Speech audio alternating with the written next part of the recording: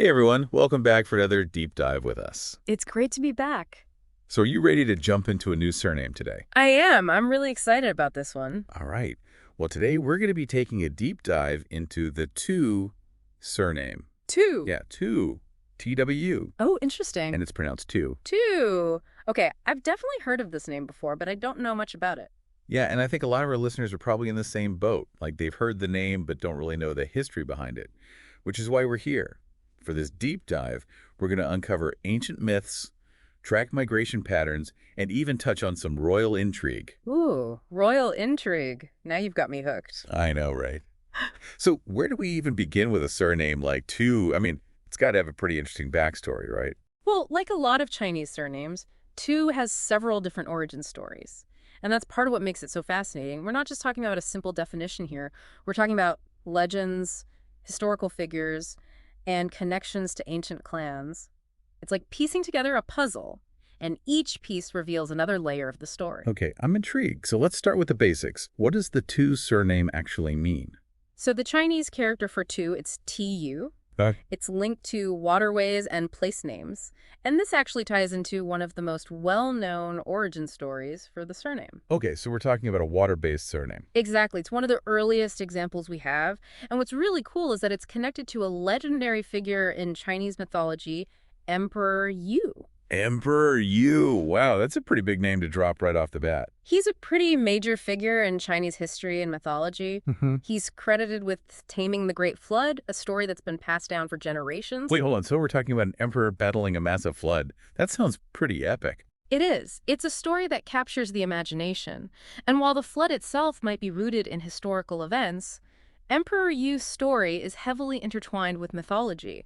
That blend of history and myth is something you see a lot in ancient cultures. Yeah, that makes sense. It's like those stories become a way for people to understand their past and their place in the world. Exactly. So how does Emperor Yu connect to the Twu surname? Well, one version of the story says that Emperor Yu's wife was from the powerful Shan clan. Two Shans. Is that where the two and two comes from? It could be. It's definitely a possible connection. And it adds this layer of ancient prestige and power to the surname. Wow, so we're already seeing how a single surname can be linked to royalty, mythology, and this ancient connection to water. It's amazing, right? And that's just one origin story. There are others, too. Oh, really? Like what? Well, some sources suggest that the surname could have been derived from official titles, back in the day. Huh, interesting. So maybe some government officials adopted Twu as their surname. Yeah, it's possible. Or, get this, some sources say it was adopted by different ethnic groups as they integrated into Chinese society over time. That's fascinating. It shows how surnames aren't static. They evolve, they adapt, they reflect these larger historical and cultural shifts. Exactly. They're not just labels. They're like living records of cultural exchange and the constant ebb and flow of history. So we've got these ancient origins, connections to mythology, and powerful plans. Hmm. I imagine the Twu surname story doesn't just end there, right? Like, did these families actually play a role in shaping Chinese history? Oh, absolutely. And this is where things start to get even more exciting. We begin to see how the Twu surname appears in various periods of Chinese history, connected to some really significant events and important individuals. Okay, I'm ready for the highlights reel. Give me some of the most notable Twu figures throughout history. All right, well, a good place to start is with a guy named Tu Qin. He lived way back in the 4th century CE during a time of intense upheaval in China. The 4th century, so we're talking about the collapse of the Han Dynasty and the rise of all those regional powers. Exactly. It was a chaotic time, and Tu Qin emerged as a central figure in the establishment of the Eastern Jin dynasty. Wow, a dynasty founder. That's putting the Twu name on the map in a big way. Yeah, he was known for his military prowess and his leadership.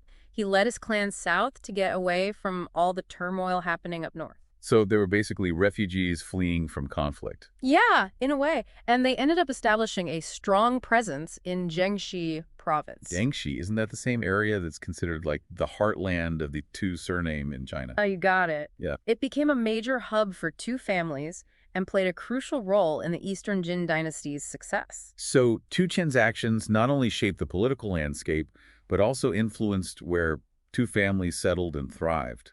It's amazing how much impact one person can have. It's true. His story is a great example of how individual actions can ripple through history and shape the destinies of entire families and even dynasties. Okay, so we've got a dynasty founder. Who else is on the Twu Hall of Fame? All right, let's fast forward a few centuries to the Song dynasty. This is where we encounter a really intriguing story, the story of the Five Laurels. We're talking about a guy named Tuji and his five sons. Five sons. Okay, I'm already sensing a good story here. Well, get this, all five of his sons achieved the prestigious Jinshi degree. Wait, all five sons? That's incredible. Was that even common back then? Not at all. The Jinshi degree was the highest level you could achieve in the imperial examination system. It was incredibly difficult to attain and basically guaranteed you a high-ranking government position. So it wasn't just about being smart. It was like winning the academic lottery. Pretty much. And to have all five sons achieve that level of success, it speaks volumes about the family's commitment to education and the value they placed on scholarship. I'm getting this picture of a family that was super dedicated to learning, passing down that tradition from one generation to the next. Exactly. And it reflects a broader cultural emphasis on scholarship and meritocracy that was really prevalent during the Song dynasty. Okay, so we've got a dynasty founder and a family of super scholars. Anyone else we should add to our list of notable Tus? Oh, definitely. Let's move on to the Ming dynasty now. This is where we meet Tu Rui, a renowned scholar and a master calligrapher. Okay, calligraphy. I know it's considered a super important art form in Chinese culture, but can you remind us why it was so highly valued? Sure. It was seen as much more than just handwriting. It was an art form that expressed a person's character, their intellect, their refinement. It was like a reflection of your inner qualities, and mastering it took years of dedicated practice. So it wasn't just about beautiful handwriting. It was about cultivating your mind and spirit through the art of calligraphy. Right, and Tu Rui was so skilled that he earned the nickname one of the three marvels of the Hanlin Academy. The Hanlin Academy. Wasn't that like the most prestigious institution for scholars in the empire? Exactly. So to be called a marvel of the Hanlon Academy, that meant you were at the top of your game. That's an impressive title. So we've got this guy who's not only a brilliant scholar, but also a master artist. It really does seem like the Twu Surname has been associated with some pretty remarkable people. It's true. And these are just a few examples, too. There are so many other stories out there waiting to be uncovered. Okay, so now I'm thinking, if I'm a Twu descendant and I want to connect all this history to my own family, where do I even begin? That's where genealogy comes in. It's like detective work. You start piecing together the clues of your family's past. I'm up for the challenge. So what are some good resources or starting points for someone who wants to trace their Twu lineage? Well, luckily, there are some fantastic online databases specifically for Chinese genealogies. Sites like zoopu.com and 51chapu.com have digitized tons of records, many of which are publicly accessible. Wow, so I could potentially find my ancestors' names and trace their lineage back generations? That's incredible. It's pretty amazing. And don't underestimate the power of good old-fashioned physical archives, too. Local libraries, historical societies, especially those in regions where two families were concentrated like Jiangxi province, they might have records specific to your family line. It's like those archives are treasure troves of information just waiting to be discovered. Yeah. Are there any other tools or resources that could help in this genealogical adventure? Absolutely. DNA testing has become increasingly popular for tracing ancestry. It can help you identify distant relatives and even map out migration patterns. Wow, DNA testing for genealogy. That's getting pretty high tech. It is. Technology is making it easier than ever to unlock the mysteries of our past. You never know what you might find, maybe a long-lost relative, a migration story you never knew about, or even a connection to one of those incredible two figures we discussed. It really is mind-blowing to think about how much history we carry within our names. It is. Each surname is like a thread connecting us to this vast epic saga of human migration, cultural exchange, and the constant ebb and flow of history. And speaking of cultural exchange, one thing that always fascinates me is the artistic legacy associated with certain surnames. What can you tell us about the traditions and creative expressions connected to the Twu Surname? That's a great question. We already touched on the emphasis on scholarship and calligraphy within two family traditions, right? Right, the Five Laurels and Tu Rui, the master calligrapher. Exactly. But thinking beyond individual achievements, it's important to remember that certain regions of China, especially places like Jiangxi province, where two families were concentrated, they developed their own distinct artistic styles and cultural traditions. That makes sense. Families often become the keepers of tradition, passing down cultural knowledge and practices from one generation to the next. And we know that as two families migrated to other parts of the world, they would have carried those artistic sensibilities and cultural influences with them. So it's not just about preserving those traditions in a new place. It's about how those traditions adapt and evolve as they encounter new cultures and environments. Exactly. It's like a surname can become this conduit for cultural exchange across continents and across generations. I love that idea. A surname is a cultural conduit. It's like a tangible link to the past, but it's also a bridge to the future, connecting people across cultures and time. I think that's a beautiful way to put it. So we've seen how two families spread throughout China, but as we know, their story doesn't end there, right? Definitely not.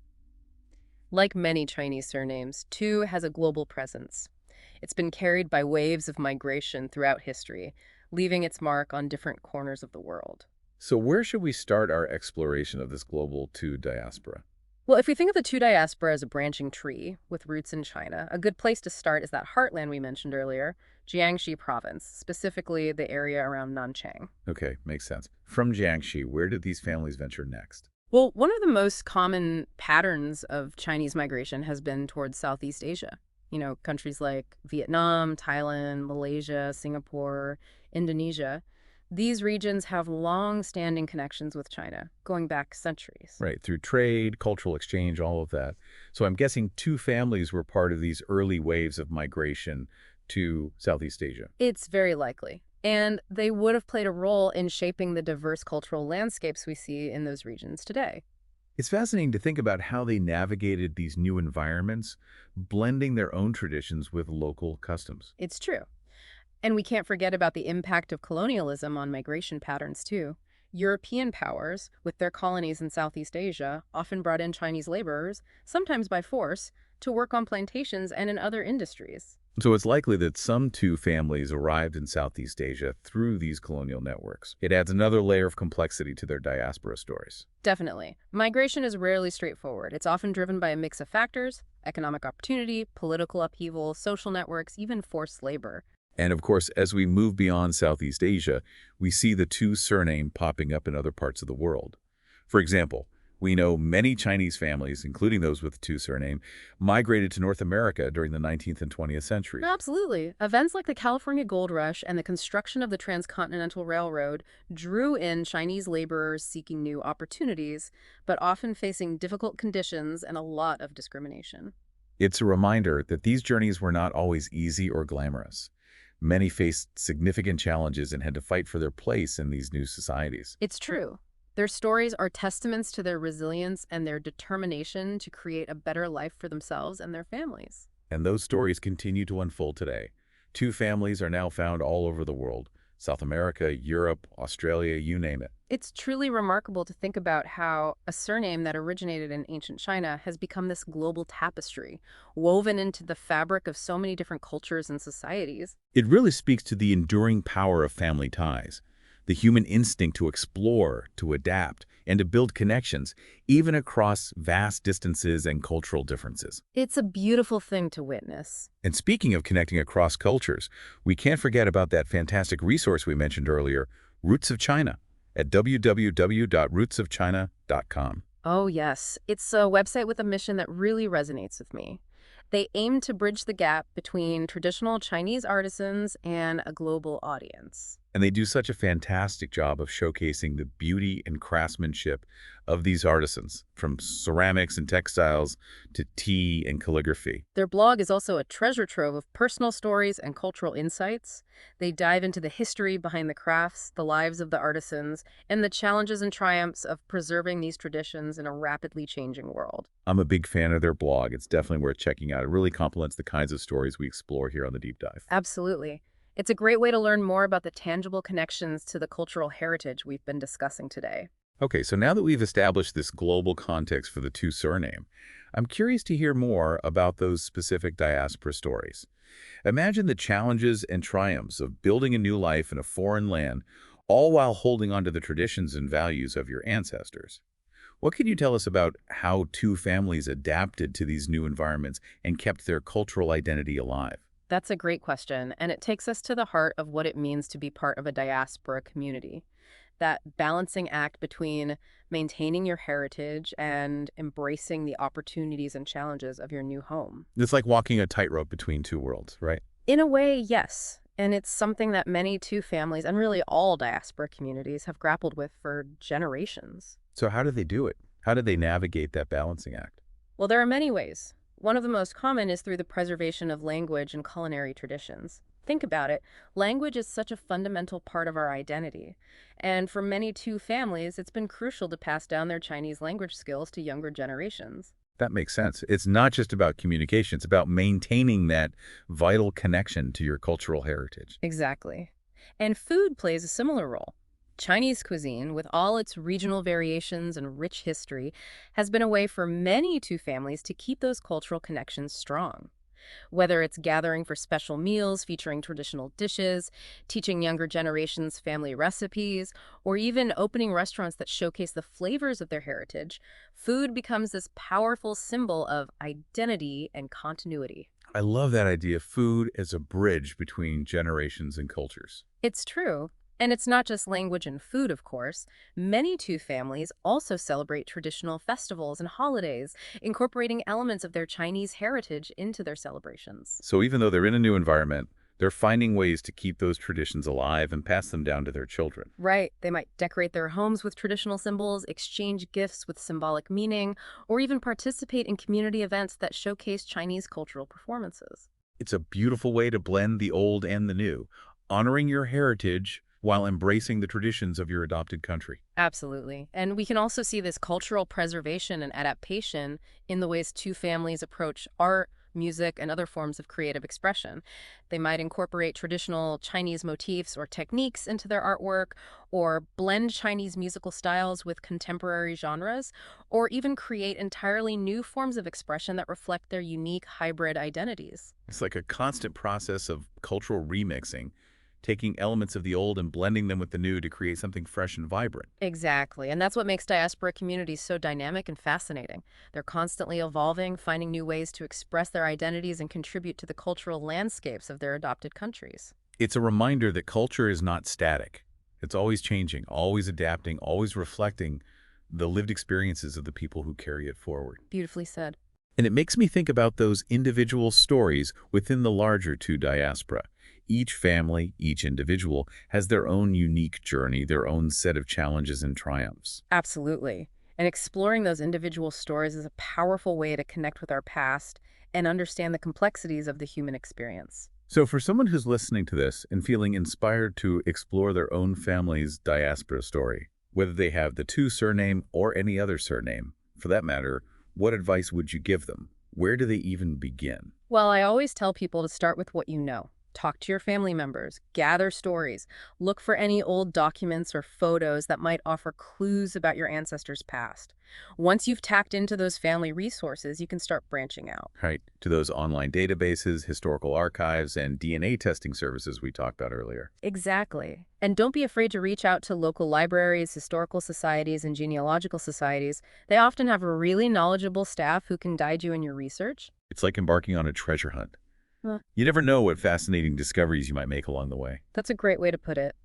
And speaking of uncovering treasures, I want to circle back to that resource we mentioned earlier, www.rootsofchina.com. They have a fantastic blog that dives into these very topics: personal stories, cultural insights, the challenges and triumphs of preserving heritage in a rapidly changing world. Oh, I love their blog. They feature a wide range of articles, interviews, personal narratives. They give you a much deeper understanding of the experiences of Chinese communities, both within China and around the world. And they do a great job of showcasing how culture is not static. It's a living, breathing thing that evolves as people interact and share their traditions. It's definitely worth checking out, especially if you're interested in the topics we've been discussing today. Absolutely. It's a great way to connect with the cultural heritage we've been exploring.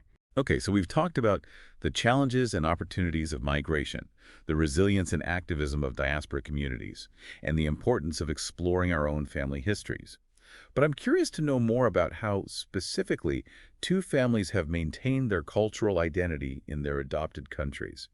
How have they kept those traditions alive while adapting to these new ways of life? That's such an important question, and it really gets to the heart of what it means to be part of a diaspora. Maintaining your cultural identity in a new environment, it's a delicate balancing act. I can imagine. It's about finding ways to honor your heritage while also embracing the opportunities and challenges of your new home. Exactly. It's a process of negotiation and adaptation. And we see this reflected in so many ways within the two diaspora. So give us some examples. How have two families navigated this balancing act? What are some specific examples of cultural preservation and adaptation we can see? Well, we already talked about the importance of language and food, right? Those are often the most direct and tangible ways that families maintain those cultural connections. Right, passing down language skills, sharing traditional recipes, keeping those culinary traditions alive. Exactly. But it goes beyond that, too. Many two families celebrate traditional festivals and holidays, incorporating elements of their Chinese heritage into their celebrations. So they're finding ways to make those traditions relevant in their new lives, even if the context is different. Exactly. They might decorate their homes with traditional symbols, exchange gifts with cultural significance, or participate in community events that showcase Chinese cultural performances. It's like they're weaving their heritage into the fabric of their new communities. Yes, that's a great way to put it. And we also see this blending of cultures in the ways that two families approach art, music, and other creative outlets. So they might incorporate traditional Chinese motifs into their artwork or blend Chinese musical styles with contemporary genres. Exactly. It's a constant process of cultural remixing, taking elements of their heritage and blending them with the new influences they encounter in their adopted countries. It's fascinating to see how these traditions transform and evolve as they're passed down through generations and across cultural boundaries. It's truly a testament to the creativity and resilience of the human spirit, isn't it? Absolutely. It's a reminder that culture is not static. It's a living, breathing entity that adapts and evolves as people interact and share their experiences. Beautifully said. And it makes you wonder, doesn't it? What stories might your surname reveal? What hidden chapters are waiting to be uncovered in your family's history? That's a great question to ponder. Every surname has the potential to unlock these fascinating narratives, connecting us to our past and to each other in ways we might never have imagined. It's true. And as we wrap up this part of our deep dive, I want to encourage everyone listening to embrace that curiosity and embark on their own genealogical adventure. You never know what amazing discoveries you might make. So be curious, be persistent, and most importantly, be open to the unexpected twists and turns that your family history might reveal. Well said. You never know. Maybe someday we'll be doing a deep dive into your surname. That would be fantastic. We're always on the lookout for new and exciting stories to explore. You know, it's really quite amazing when you think about it. What's that? How even a single name can become this whole intricate web of stories and connections, spanning centuries, continents. It really is. It makes you realize just how much history we kind of take for granted. Hmm. Like even those simple labels we carry, like our surnames, they're packed with so much meaning. They really are. They're like these keys, Yeah. unlocking all these hidden chapters of our past. And the deeper you go, the more you start to see how all these personal histories, they intersect with these broader historical events and trends. Exactly. So we've traced the Twu surname from its ancient origins in China to its presence in Southeast Asia, North America, really all over the globe. But I kind of want to zoom in a little bit now. Yeah. What can you tell us about the specific challenges and opportunities, that two families would have faced as they were migrating to these new lands? Well, you have to imagine leaving behind everything familiar, right? Like your language, customs, your support networks, and then starting over in a completely foreign environment. I mean, it's daunting. And for many Chinese migrants, including those with the Twu surname, that journey it was full of hardships. I can only imagine just the courage it must have taken to make that leap into the unknown. Like, what were some of the biggest obstacles that they would have faced? Well, one of the most significant was probably just overcoming language barriers. A lot of these migrants, they arrived in these new countries with very little or no knowledge of the local language. Right, that's a huge barrier. How do you even navigate daily life, build new connections, or even find work when you can't communicate? Well, it really speaks to their resilience, right? They had to be resourceful. And what we see is they often form these really tight-knit communities, often based on shared dialects or where they came from originally in China. Ah, so it's like they created these little pockets of familiarity within these unfamiliar landscapes. Exactly. And these communities weren't just about holding on to the past. They were also places where new forms of cultural expression could emerge. So as Chinese migrants adapted to their new environments, they'd blend their traditions with local customs, creating these really really unique hybrid cultures. Right. So it's not just about cultural preservation, it's also about cultural innovation. This Hmm. fusion of different influences creating something new and dynamic. Exactly. And you see this reflected in everything from cuisine and music to art forms. They brought with them their culinary traditions, their musical instruments and styles. And as they interacted with the local populations, they created something totally new. So these diaspora communities were like these cultural melting pots Yeah. where traditions were preserved, but also transformed and reimagined, contributing to the rich cultural tapestry we see around the world today. And it's crucial to remember that this wasn't always a smooth or easy process. Chinese migrants faced so much discrimination, prejudice, and even violence as they tried to find their place. That's a harsh reality we can't ignore. What were some of the forms of discrimination they encountered? Well, in lots of places, they were subjected to these laws and policies that were specifically designed to exclude them, limiting their rights and opportunities. They'd face restrictions on things like immigration, owning land, even what jobs they could have. Wow, so these weren't just isolated incidents, it was systemic discrimination. Yeah. And sadly, sometimes they were even targeted with violence, made scapegoats for economic problems or social tensions. It's a dark side of these migration stories that's important to acknowledge.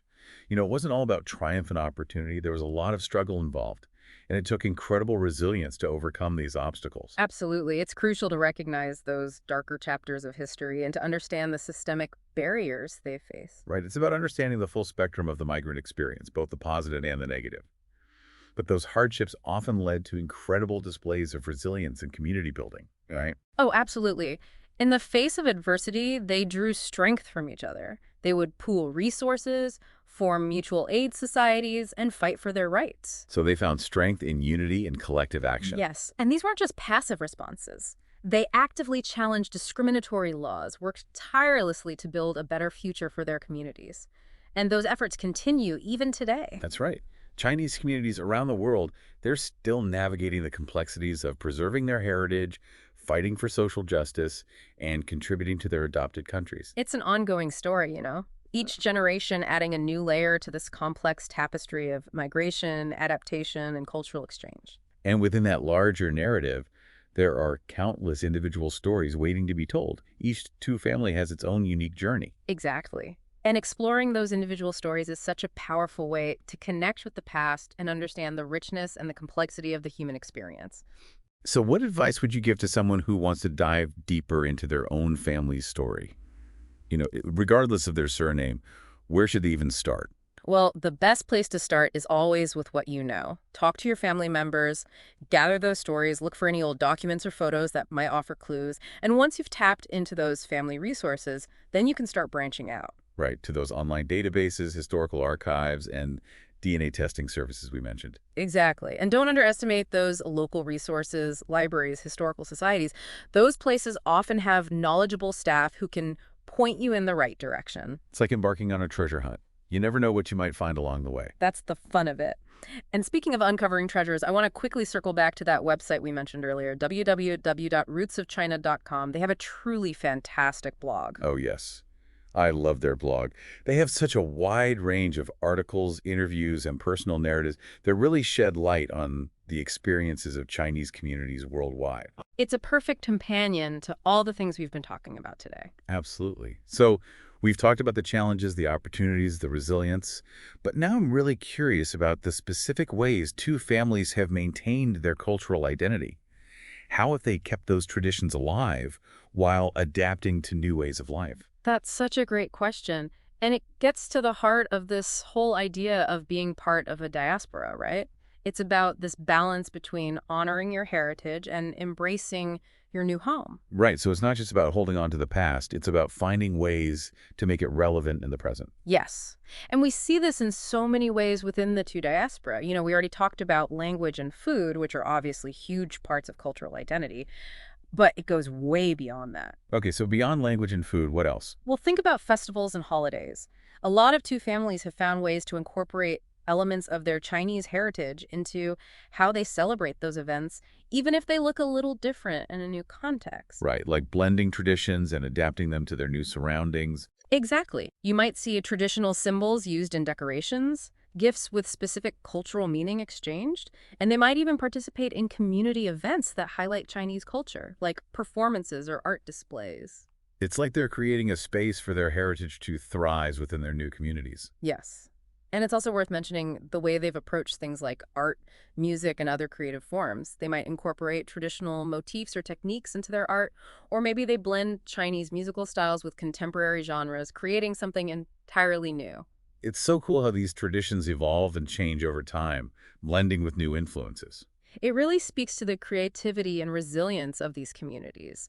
They're constantly adapting, innovating, and finding ways to express their identities in these dynamic and unique ways. It's amazing to see how these families have found ways to not just preserve their cultural heritage, but also enrich the cultures of their adopted countries. It's truly a beautiful testament to the power of human connection and the richness that diversity brings to our world. It's really been quite a journey, hasn't it? Exploring the Twu Surname, I mean. It has. It's amazing how much we've uncovered, from ancient myths to these incredible diaspora stories. It really shows you how much history is hidden in plain sight. Mhm. In those names we often take for granted. Absolutely. And it reminds us that we're all connected to these larger narratives, these stories that span continents and generations. I completely agree. And for anyone listening who might be feeling inspired, to start their own genealogical adventure, don't forget about all those great resources we mentioned, Oh, yeah, definitely. like those online databases, zupi.com, 5u1chapu.com, the historical archives, DNA testing, and of course that wonderful blog over at www.rootsofchina.com. All fantastic places to start. So as we wrap up this deep dive into the Twu Surname, are there any key takeaways you want our listeners to walk away with? Well, I hope they'll remember that surnames are more than just labels. They're threads, connecting us to this incredible tapestry of history, culture, and the human experience. I love that surnames as threads, each one telling a story, revealing a piece of the larger picture. And I hope they'll also remember that while the Twu surname has its roots in China, its story has truly become a global one. It reflects those complex themes of migration, adaptation, and cultural exchange.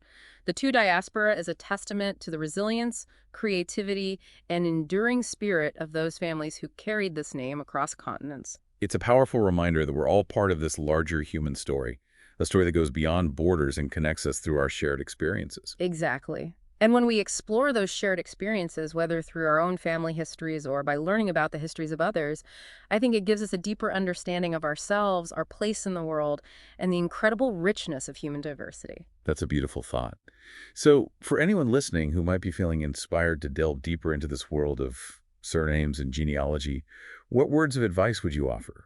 I'd say be curious, be persistent, and be open to the unexpected. Don't be afraid to ask questions, dig through those archives, and follow those genealogical trails wherever they might lead.